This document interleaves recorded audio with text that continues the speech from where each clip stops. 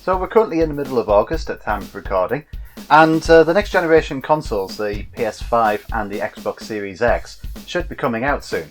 We're probably only about 3 months away from the release of these consoles. Yeah, I know there's nothing beyond holiday 2020 when it comes to the PS5, but Microsoft have already said that the Series X is coming out in November, and history has proven that Sony will probably do the same. But think about that for a minute. We're only 3 months away. 3 months until next gen becomes current gen. And I should be ecstatic! I should be climbing the walls! I should already be making room in my setup for them. I should be stocking up on pot noodles during the day and having trouble sleeping at night. All in the excitement of the arrival of 2 brand new video game consoles. But I'm not. Truth be told, I'm not excited for the release of the PS5 and the Xbox Series X. Believe me, I want to be. But I just don't see enough reason for it. I'm not convinced yet. So, hello fellow gamers, and these are the reasons why I'm not currently planning on getting either of these systems at launch.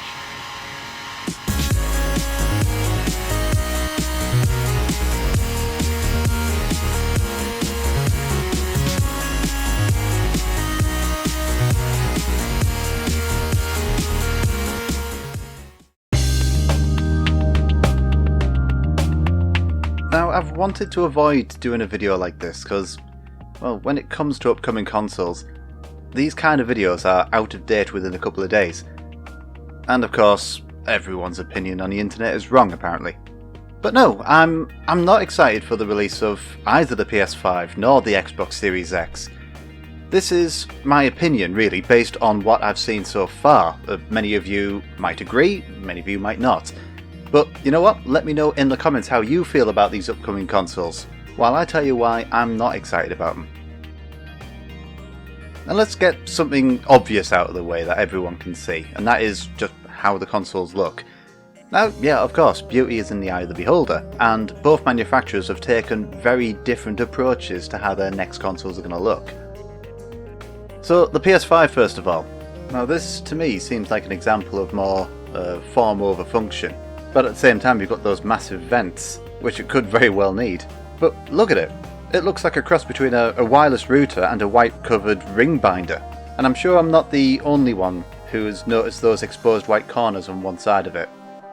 I can guarantee you won't find many of these second-hand where these haven't snapped off. Now going back to those vents, I've got my own place, I have a cat, and if the PS4 is anything to go by, those vents are going to get clogged up with a thick layer of dust and hair really fast. But who knows, maybe Sony might have learned from their previous mistakes. Now the Series X, well, I've got no serious gripes with how this looks. I mean, Microsoft has gone for a much simpler approach, a much simple box design, like they did with the One S and the One X.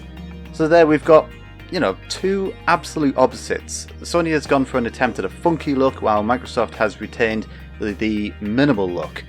I mean, it's clear to me, both of them know that both approaches sell consoles, at least from an aesthetics perspective. But one gripe anyway I do have with the Series X is the expanded storage solution. Microsoft has gone for these bespoke memory card kind of things. And yeah, I get it. They're meant to be as fast as the internal storage, so any Series X games that you've got installed on these won't suffer from any performance issues when they run off of them. But the gripe I have is, you're tied in.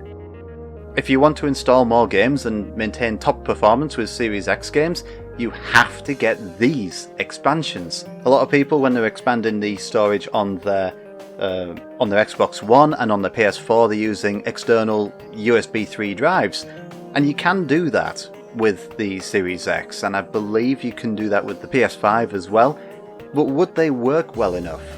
I just don't know. So the release dates. They're still being pretty vague about the release date. I mean, I get it, the still ever-present coronavirus threat means it's probably difficult for either company really to commit to a specific date right now. But right now, it's more annoying that they haven't announced what they'll actually cost. I mean, we've seen leaks crop up here and there, but there's nothing really confirmed directly from either source, so we don't really know what the cost of either of these will be.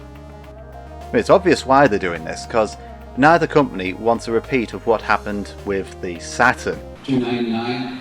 I mean, if you were to ask me for an alternative, I would have felt better if they announced the prices early and marked them as projected prices, as in, at the time, that's what they would have expected to sell the console for on release. Now, plenty of time can pass from that point, and after that, if the opposing company announces a smaller price, the other one can then still try to lower it, to try and match it or even beat it. And they can, I don't know, they can just spout some bullshit about how the production has streamlined more than they expected, or the chips or the drives were cheaper during development so they can afford to lower the prices. Whatever, I'm fine if that's the truth or it's utter boo-hoo. Just give us a goddamn price.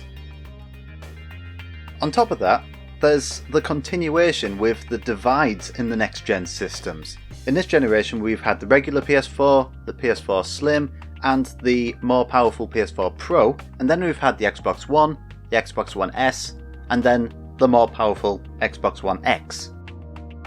Now I'm fine with them releasing smaller, better optimized, quieter, cheaper systems throughout the console's life cycle. I'm fine with that. So the Slim and the S, not a problem. But then you've got others like the PS4 Pro, the One X, and dare I even mention it, the all-digital edition of the Xbox One, with no drive whatsoever. It's for purely digital downloads only. Now they've gone and done the same with this one. Sony has gone for the regular and all-digital discless versions of their console for launch, and Microsoft seem to have two different systems in the pipeline as well. They've got the regular Series X and the lower spec Series S, which, you know, looking at artists' conceptions, could be discless as well. Now personally, I can't see the point of discless versions of these systems, because not everyone's got super fast internet, and it means that any games you own, quote unquote, on these systems, you don't actually own, you just have the license to play them. Now notice I said you don't own the license, because with all of your account details and licenses on the internet, on their systems, on their stores, you can bet your ass that either company could revoke these licenses at the drop of a hat. That's the reason why I get physical games as often as I can. So, you know, it was already bad enough that both companies pulled similar stunts in the current gen, but they're continuing it on launch with the next ones? Ugh. So, the games. Now, graphically, many of the games look maybe a bit better than what we're getting on the current gen consoles, and yeah, we can now talk about ray tracing and all that stuff now being included on these systems. But you know, it's been hard to tell what we can expect, because a lot of what we've seen has just been either pre-rendered content or something that they say is running on the engine, presumably the engine that they're going to be using for the game on the platform. But the fact that they haven't said, this has been recorded from this console, that says a lot to me. Now you'll be seeing plenty of it on the screen right now while I'm talking about this, and as far as I'm concerned, they don't look next gen enough, in my opinion. And I won't deny either that there will be titles on the next gen systems that run a little smoother than the current ones, Skyrim anyone, and there are a few on both platforms that interest me. But there's been plenty of reports recently about the PS5 not being able to support 4K very well, and plenty of the games likely adopting fake 4K. Whereas the Series X is not showing such issues to developers at the moment. But all of that, I mean, it's just conjecture, but we still don't know the actual results of a lot of these games yet. And is that enough to fork out our hard-earned cash on day one? I'm not convinced just yet. Now before anyone chimes in the comments, yeah, I realise that launch titles aren't always the best for showcasing a console's capabilities. And I'm probably not being fair about what I'm expecting them to achieve, because I'm comparing them to what we're getting on the highest models of the current generation. I'm talking namely the PS4 Pro and the Xbox One X, both systems which are much more powerful than the launch systems. Of course, that gap for anyone like myself who already owns the Pro or the X, or both, that gap is going to be smaller when comparing them with the next generation consoles. And I'm probably going to have to take into account that games on these platforms also need to be compatible with the base models too, and those came out nearly 7 years ago. Also, remember what happened with the launch consoles for both Sony and Microsoft's efforts over the last couple of generations? And probably the worst culprit of all of those has been the Xbox 360 on launch, with the red ring of death and the overheating and the scratching discs and what have you. I can only hope that Sony and Microsoft have learnt from their mistakes and they're actually going to produce launch consoles which aren't going to be riddled with problems.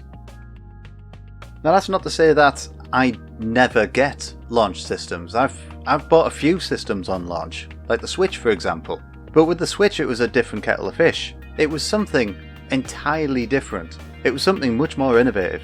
A home console that you can take on the go. So, it was something that was very different and it was actually rather exciting and I couldn't wait to get a hold of one. With the PS5 and the Xbox Series X, I'm just not feeling that. That doesn't mean that I won't get either of these systems. I will do eventually. But something is going to have to radically change between now and closer to launch later this year to change my mind and grab one day one. Otherwise, I'll just wait for the inevitable smaller console launches. The next gen's equivalent of the Slim and the One S, where they fix a lot of the issues of the launch consoles and they drop the prices. But what about you? Are you excited for the PS5 and the Xbox Series X launches later this year? Or maybe you're like me, maybe you're not excited about these. Let me know your thoughts down in the comments. And if you've appreciated me taking the risk and talking against the norm, you can always give the video a like, or even hit that subscribe button if you want to hear more from me. Thank you for listening, and I'll catch you all next time.